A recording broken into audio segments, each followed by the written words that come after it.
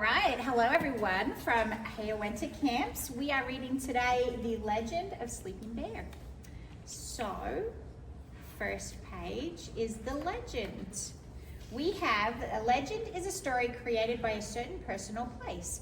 Many legends are created as a way of explaining history.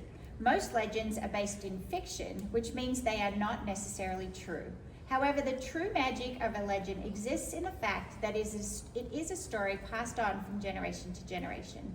In writing The Legend of Sleeping Bear, it was my goal to remind people why this legend is so meaningful and to introduce new generations to the beauty and symbolism that lives on through the Sleeping Bear Dunes National Lakeshore. Here is my version of the legend, and may the legend live in your heart. Kathy-Jo Wargin. So without further ado, long, long ago, before voyagers paddled canoes down rivers and streams, before mighty lumbermen cleared forests with sharp, shiny axes, before wooden ships carried sailors across great freshwater seas, there was a beautiful forest near the edge of a mighty lake.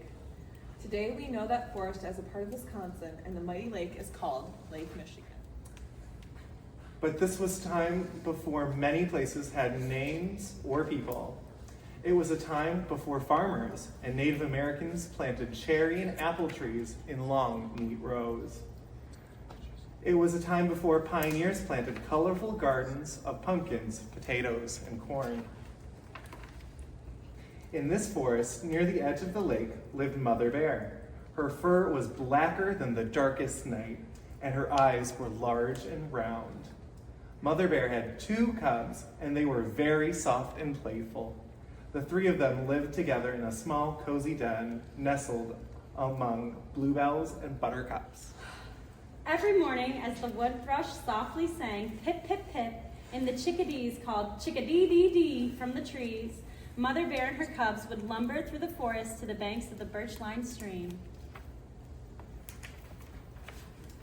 Deer would gently bend their slender necks to sip the cool water, and raccoons would quickly wash their faces.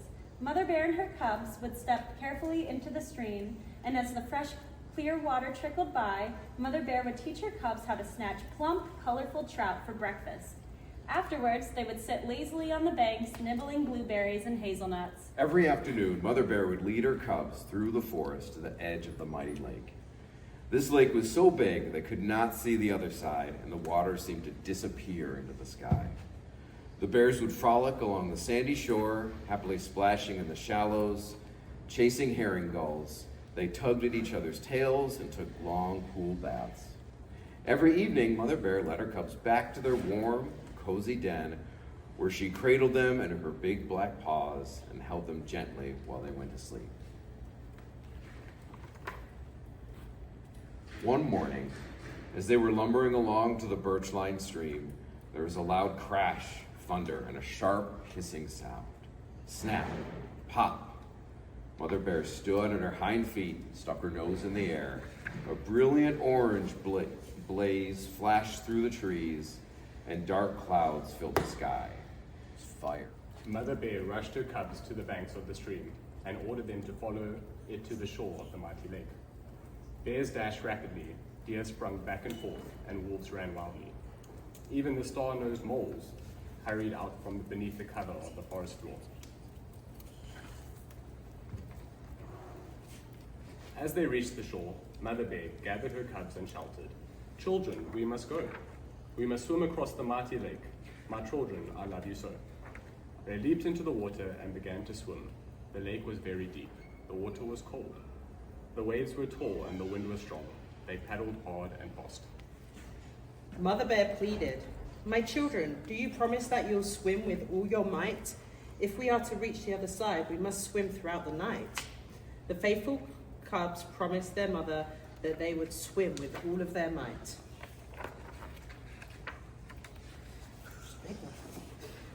They swam and swam, growing weary and tired. They swam as the afternoon sun grew large and warm. They swam as the sun slipped below the horizon and the air grew cold. And as they swam, Mother Bear kept turning her large black face to make sure her cubs were not far behind. She watched as their paws struggled against the water, And as their soft round faces became smaller and smaller between the waves of the mighty lake, Mother Bear grew worried. Soon, nighttime fell upon them. The sky grew dark and the stars began to shine. Suddenly, the air seemed quiet and the water became very still. In the distance, Mother Bear heard the trill of screeched owls and the howling of timber wolves. Mother Bear kept looking back as she swam throughout the night. Through her tired eyes, she noticed that the morning sun was beginning to rise and cast its bright rays upon the deep blue water. She looked back once more, but could not see her cubs. Mother Bear collapsed on the banks of the shore. Her wet, heavy paws sank into the deep sand. There were rolling hills and huge mounds of sand all around her, and the land seemed very strange. Mother Bear paced up and down the water's edge, but her cubs were nowhere to be found. Her wet fur gleamed in the fresh morning sunlight, and tears shone in her eyes. Mother Bear cried, "My children, are you coming? You are strong and you are clever. My children, can you hear me? I will wait for you forever." Mother Bear climbed to the top of the highest hill. She looked out over the dark, deep water, but saw no sign of her cubs. Mother Bear called throughout the day, "My children, can you hear me? I know you must be near. My children, I am waiting high up here." Mother Bear waited until the sun set and another night fell upon her. She waited while the sun came up again in the morning. She waited while wild pink roses bloomed all around her, and while baby white-throated sparrows learned how to fly. She waited while the grasses on the distant dunes became yellow and dull. She waited while the leaves fell from the beech trees. Mother Bear waited while the air grew colder and snowflakes floated down from thick, dark winter clouds. She waited and waited. Mother Bear waited, but her cubs never reached the shore. And high upon the hill, Mother Bear fell fast asleep in her sorrow. Years passed, and the winds of Lake Michigan blew blankets of sand upon her, keeping her warm and safe in her slumber.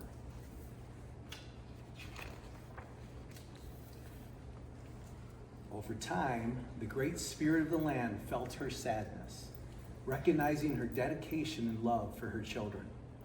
With a tremendous gust of wind, the spirit brought the cubs near shore, raising them out of the water as two magnificent islands, placing them forever within the watchful and caring eyes of Mother Bear.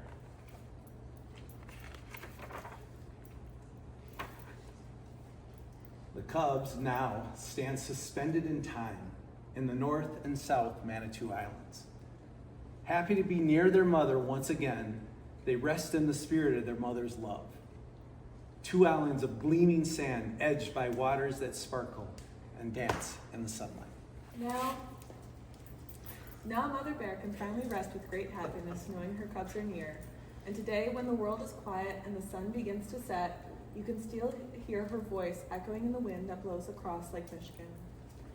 My children, as the years may pass and time slips through our hands, my love will linger near the shore and in the blowing sands. I'll send you kisses in the wind to let you know I'm here. Sleeping near the water's edge, I am always near. My children, you can rest assured that we are now together, and I am watching over you and loving you forever. Thank you everybody for joining us for this part of the Sleeping Bear Sandbook's legend.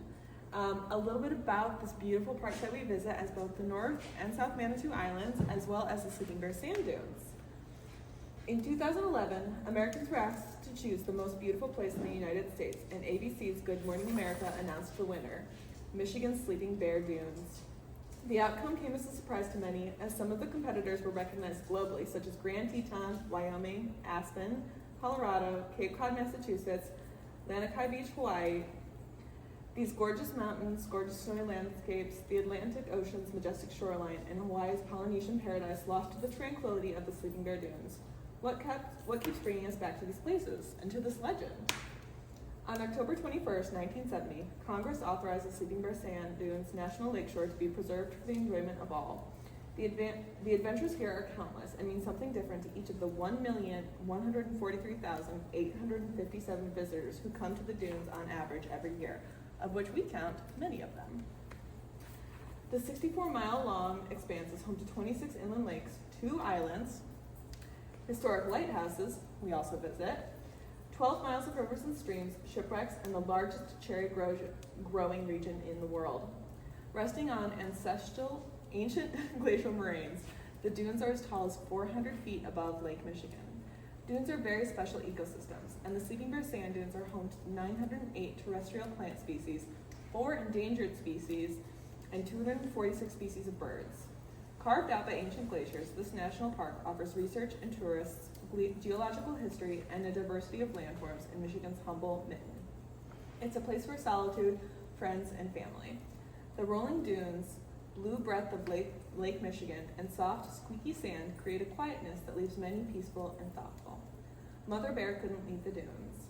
Now her spirit rests easy. Perhaps this is why Americans keep returning to the Sleeping Bear Dunes, to safely rest our spirits in the serenity of this place. The end. Now,